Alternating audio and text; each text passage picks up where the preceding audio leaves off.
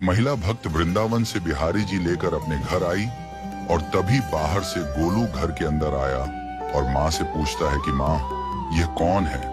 तो मैया ने बोला, ये भगवान है और ये ही हमारे मालिक हैं। अब तो घर में जब भी कोई नई चीज बनती तो सबसे पहले बिहारी जी को भोग लगता। पहले यह सब चीजें गोलू को सबसे पहले मिलती थीं। इससे गोलू बहुत चिढ़ने लगा और मन ही मन ठाकुर जी को कोसने लगा। एक दिन गोलू की माँ काम पर जाते समय बोली, गोलू, यमुना जी से मटके में जल भर कर लाना। जब गोलू पानी भरने के लिए जाने लगा तो जाते जाते बिहारी जी को कहने लगा, खाने के लिए तो सबसे पहले तैयार रहते हो, लेकिन काम तो मुझे ही करना पड़ता है। अगर यहाँ रहना है तो काम करो। कहकर गोलू यमुना जी से जल भरने के लिए चल पड़ा। गोलू जब यमुना जी में जल भरने लगा तो उसने देखा कि यमुना जी के अंदर बिहारी जी विराजमान है और कह रहे हैं, ला गोलू, घड़ा हम भर देते हैं। गोलू उनको देखकर हैरान हो गया और बोला, नहीं नहीं, मैं अपने आप भर लूंगा। लेकिन ठाकुर जी ने उसके हाथ से घड़ा ले लिया और भरकर घर ले आए। गोलू घर आकर डर रहा था कि अगर माँ को पता लगा कि मैंने ठाकुर जी से काम करवाया है तो आज मेरी पक्की पिटाई होगी। माँ ने घर आकर बिहारी जी को गीले कपड़ों में देखा तो एकदम से हैरान हो गई और कहने लगी कि गोलू, ये जरूर तेरी शरारत है, जरूर तूने ही इन पर जल डाला है। गोलू ने अपनी माँ को समझाने का बहुत प्रयास किया, लेकिन माँ ने उसको डांट कर चुप करा दिया और ठाकुर जी के भीगे हुए वस्त्रों को बदलने लगी। अगले दिन जब माँ ने गोलू को अनाज पिसवाने का काम दिया तो बिहारी जी फिर अनाज का कनस्तर ले आए और माँ को ठाकुर जी के वस्त्रों के ऊपर सूखा आटा पड़ा मिला।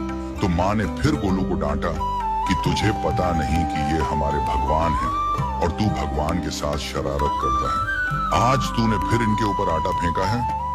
तो गोलू शपथ लेकर कहने लगा, नहीं माँ, मैंने कोई शरारत नहीं करी है। ये तो मेरे हाथ से गेहूं का कनस्तर लेकर खुद पिसवा कर आए हैं। गोलू की माँ आज बहुत गुस्सा हुई। अगले दिन फिर माँ बोली, बेटा गोलू, आज तुम्हारे बाबा बाहर गांव से वापस लौट आएंगे। बस आज का ही काम है, तुम जंगल से थोड़ी लकड़ियां ले आना। गोलू फिर डर गया, कहीं ठाकुर जी फिर मेरे पीछे ना आ जाएं। गोलू ने माँ को बोला कि मैं चला तो जाऊंगा, लेकिन बिहारी जी को समझा लो, वो मेरे पीछे ना आई।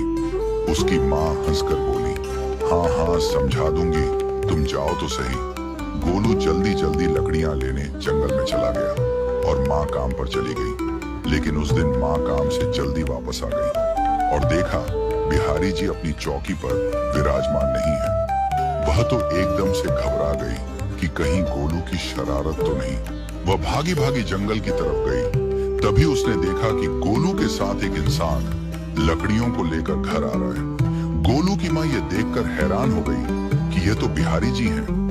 ये क्या हमारे भगवान हमारा काम कर रहे हैं? इसका अर्थ गोलू ठीक कह रहा था। वह जल्दी जल्दी भागकर ठाकुर जी के पास गई और लकड़ियां उनके हाथ से लेते हुए उनके चरणों में गिरकर रोती हुई बोली, हे बिहारी जी, ये आप क्या कर रहे हो?